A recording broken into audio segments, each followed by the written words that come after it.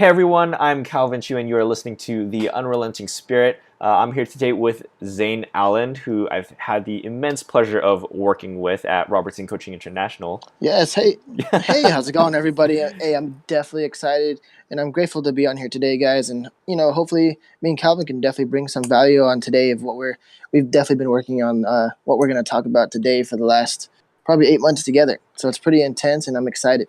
Yeah, I'm super excited for the topic, but before we get into that, I want to first talk about three different things. Let's share something that something that we're grateful for today. And second, we're going to talk about something we're proud of ourselves for. And third, we're going to share something positive about someone else in our life. So, would you like to go first with something you're grateful for? You know what? I could definitely say what I'm grateful for in life. Eh, eh, there's this being in the position of service to be able to be like God put me it in my heart that I know that it's my calling to be in the position to serve others, to serve thousands of people in my life, and serve millions by the time my days end. And that's what I'm grateful for because I have a clear vision of what I have to do, and I'm more than grateful for that. Yeah, that's really awesome, man. Like, definitely living life with that kind of purpose is really great. I'm actually super thankful for you today. Like, I mentioned this in the Discord server. I don't know if you saw it yet, but I took a screenshot of what you sent through the Slack at work. So for those of you listening, Zane and I actually work together. Although remotely, he's unfortunately not able to be in our Southern California office, but I hope he will be back someday soon. Yeah, he's just been such an encouraging force within the company. And yeah, today you messaged, like you were just super encouraging. And I know for our whole office, like we all miss you. And yeah, it was a really great start to our day. So I'm super grateful for you and thankful that you did that. Well, you're welcome. I'm grateful for all of you, and more excited to keep on bringing it. Yeah. All right, so let's talk about or share something we're proud of ourselves for. Something that I'm proud of myself.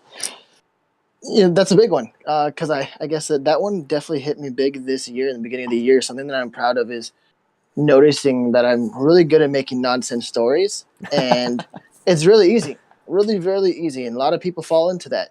I don't know if anyone saw my video that I actually posted, and I was actually doing my journal, and I was actually doing my daily devotional also, and it came up in my journal again, or in my daily devotional again, something I've been hearing every day almost this month, and it's when you live in worry or you make up these nonsense stories and you keep doing that, they start to become idols in your lives. And when you start to Mm, indulge in that and it starts to run you. And that's a big problem for people. And when you learn how to get out of that and just learn how to flip that story around, ask the question behind the question to make the difference of who you really are, it makes a huge, huge difference of where your life is going to go and the things that come around for you and how you can lead other people around you. yeah. And I'm definitely proud of me breaking that.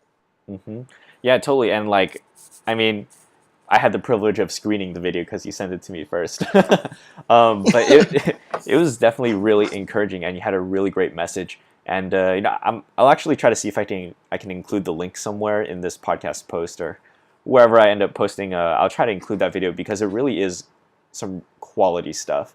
Um, but yeah, something that I am proud of myself for.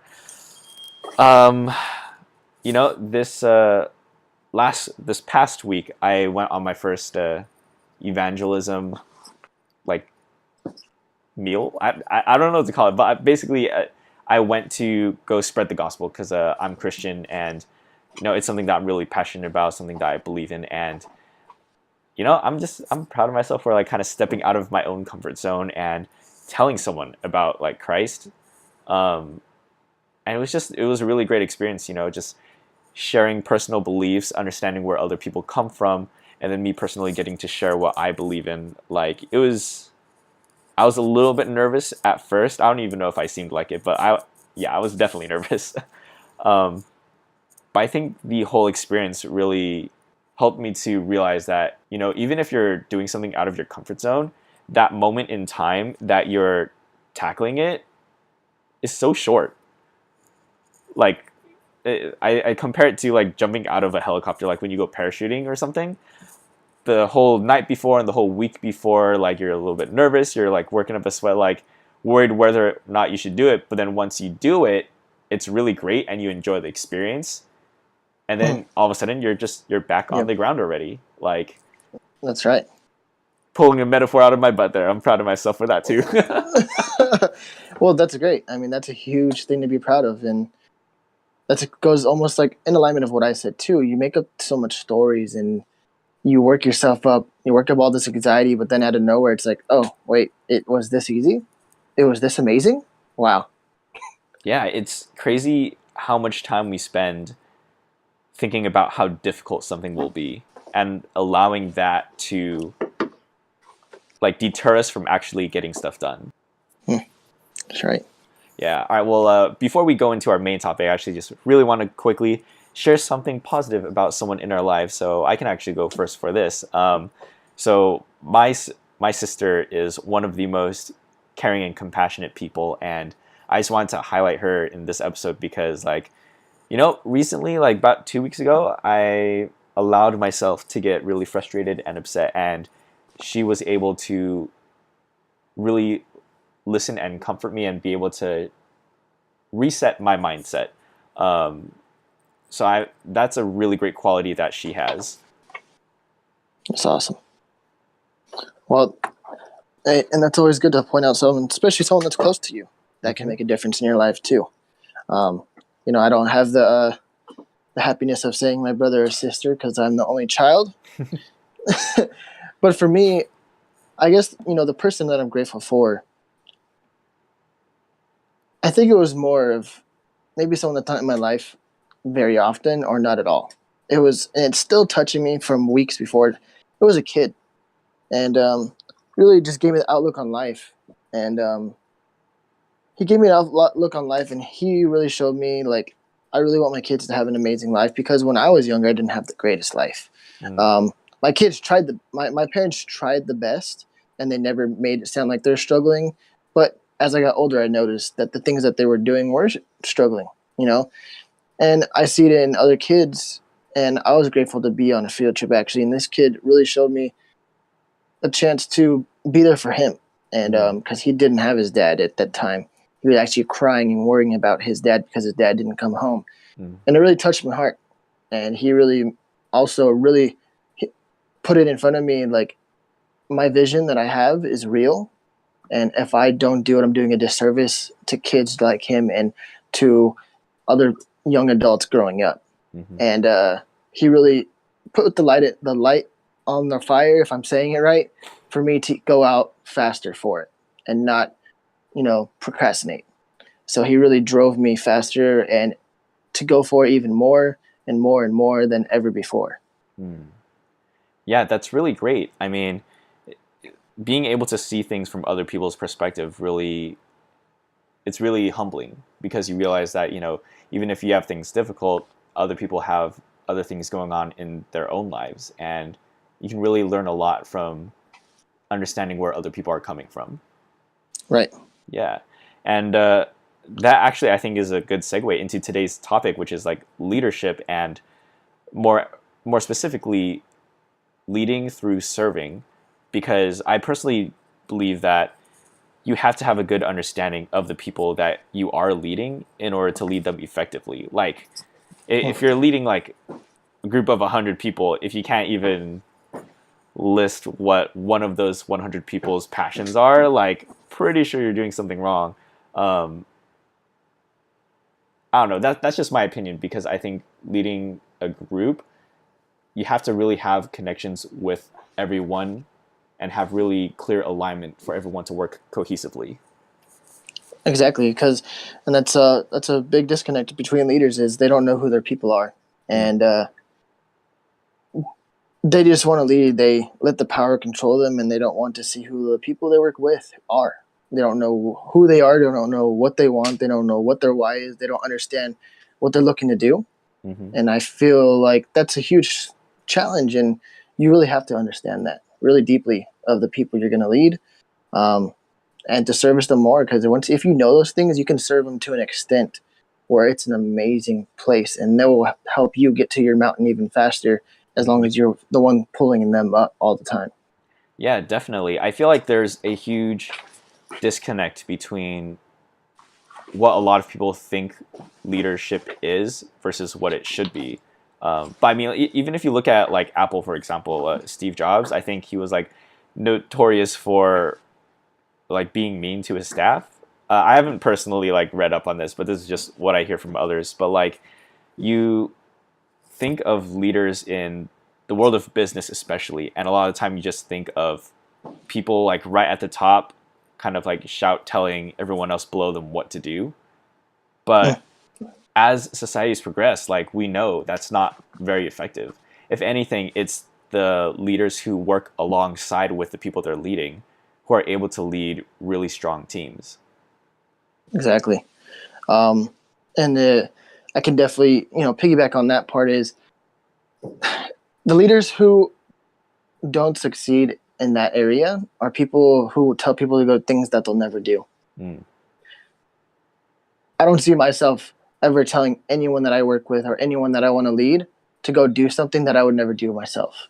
If Mm-hmm. I wouldn't get in the trenches and do the same thing, I'm not going to tell someone on my team or someone in my group to go do something just because I don't want to do it. That's not a form of leadership. Right. Like, I think the best mentors and a leader was for two different companies that I worked with. And I remember when people used to complain, that leader would move his desk for a whole week, sit next to us, and work Wow. and show us how it's done. He didn't have to do that. He didn't have to do anything. That wasn't in his job role. He was like, I'll show you, I'll work with you guys and show you how it's done so that you guys can do it. And I'll show you guys by example because I don't have a problem doing it. Because I Mm. know if I help you guys get better at it and if I can show you by example, then you guys can serve our clients better. And the same thing, my mentor always told me too. If you're going to have people under you and you want them to do better, make sure you train them to do better than you. Mm. Yeah, man. That mentor that or the person that you worked with who would sit beside you, that, oh man, that sounds so inspiring to me. That like really shows that they care, not only about the end product but also you, like wanting to ensure that you're able to be as effective as you possibly can. And that's a prime example of like leading by serving, because you're right, like he didn't have to do that. He could have just said, oh, you just do this, but by physically moving and intentionally being in your space to understand where you're coming from and being available for you, like I think that's a great sign of leadership. And could you talk a little bit more about like how that affected you in your workplace? Like I'm sure you were probably motivated to work even harder and to learn because he was willing to make that effort. Oh yeah, most definitely. The whole time he was with us on the floor, I was competing against him. I didn't want him to beat me, um, because I didn't want someone who was looking over me, managing me every day, not doing my job and coming out and showing me how it's done. Right? Mm-hmm. And here's the prime side of it. If once you're on that side and you're being the person who came out there to show you how it's done, and they blow, some of the records out on the floor, and you do the same thing that day, then they expect you to keep on doing it, Mm. right? Yeah. So it definitely inspires you. It definitely showed me, and it what can be done. And then because that's the problem, the industry that I've been in mostly where that leadership lacks on is sales industries, and a lot of managers and sales managers, they don't go out there and get in the grunt work to show their people how they want it done. Mm-hmm. And if they really did it, those people will show up for them, Yeah. and it will inspire them to do even more. And that just talks about before, like once you know who your people are, and if you can really inspire them, you know who they are, they'll work even harder for you because they want more of what you're giving them, and they want to give you more back. And it's like always giving back and forth instead of people just wanting to take from each other. Yeah, definitely. So for the people who are listening that are perhaps like leaders in whatever they do, maybe they lead like a sports team or whatever, or maybe they're in charge of a sales department.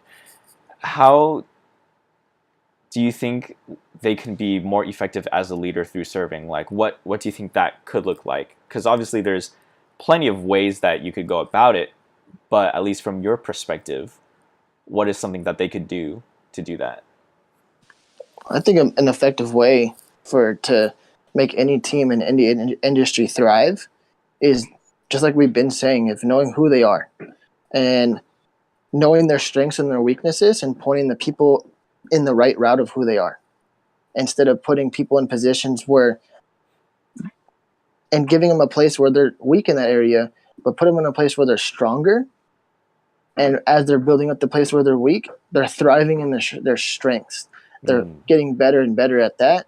And if that person wants to go where they're weak, they're still building that up at the same time. You're never leaving that alone because that might be their passion.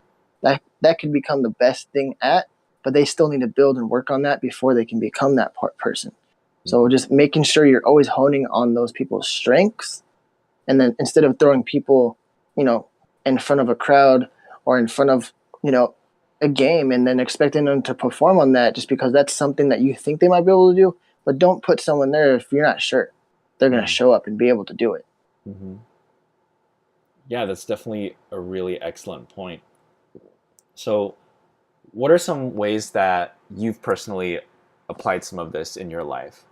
I don't know if you've ever led any teams, but like, or maybe if you were part of a team, like how a good leader was able to do that, or how a bad leader wasn't able to do that. Yeah, most definitely. Um, so for me, yeah, I did have led teams. When I was 21, I ran my own business, a direct sales company for 3 years.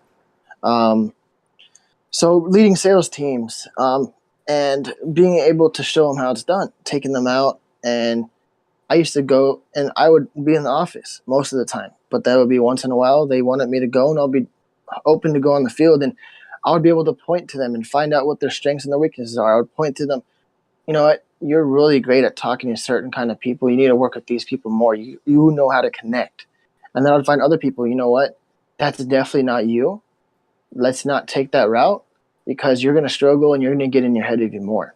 Mm, Let's move you over here. Your strength is this. Your strength is, you know, doing it this way. Your strength is training, is taking this team to another level. And then the other person, you know, they're really great at maybe just supporting a team and being there to catch all the falls. And someone else might be able to see the falls before they come, and they can help each other keep the team afloat and watching each other. mm, And that's how when I ran mine, in the old industry I was in. I was able to break records because my teams would be pointed in the right directions all the time. I would see their strengths and their weaknesses, and I wouldn't let them go in places they couldn't do at the times until they built it up. Because it's all about consistent practice until they can know they can do it. Because it's easy for people to get thrown against something, make up a story, and they'll totally disappear from that whole situation and never come back again. yeah, that's true. Yeah, I mean, clearly from like the example you just showed, like leading in that way does yield results. I feel like sometimes people have that idea where you need to be a harsh leader in order to get results, and then if you're too kind, then people will slack off. But that's definitely not true. I mean, if you're not able to discipline your team, that's a different question, right? Like you can be a great leader and you can be kind, but you still need to be disciplined in yourself and be able to discipline your team, because otherwise there's no accountability. But evidently, especially through your example of yourself and how you've led your team, if you're able to understand who is on the team, their strengths, their weaknesses, how they can best fulfill the role that they're in, or what the best role for them is, like you can have amazing results, and you're basically just bringing the best out of people. Is that correct? Correct. Yeah, You got it on point. yeah. Um, so we're getting about close to the end of the show. If you were to just make one point, like for someone who was only able to listen to the next minute of the show, what would it be? To serve people to your fullest. And don't do it just in your state of mind. Do it from your heart.